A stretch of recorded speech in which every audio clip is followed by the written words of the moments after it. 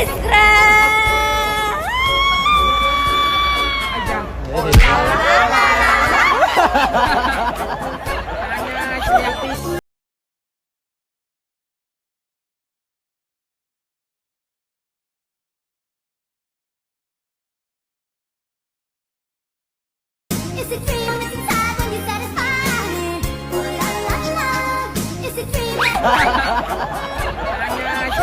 ของเล่นซ้ำมวยไม่แกรน Miss Grand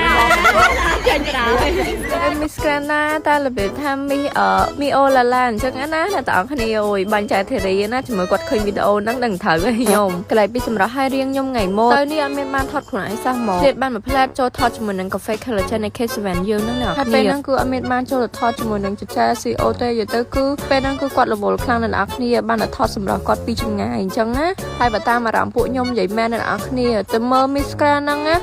អត់ធន់សោះហ្មងគឺរបៀបថាម្នាក់មើលឡើងចិត្តផ្ចង់អ្នកគ្នាមើលនៅក្នុងវីដេអូហ្នឹងគឺមើលអត់ដាក់មើល Miss Grand ឡើង 4-5 ម៉ោងអ្នកទាំងគ្នាខ្ញុំនិយាយមែនណាអត់ធន់ទេនិយាយទៅគឺបើចូលមើលកុន1 ម៉ោង 2 ម៉ោងអូយធន់សាហាវតែបើមើល Miss Grand គឺខ្ញុំអត់មានធន់ហ្មងចាហើយចេញមកក្រៅនេះឥឡូវចប់ថតរៀងបានមួយផ្លែតដែរ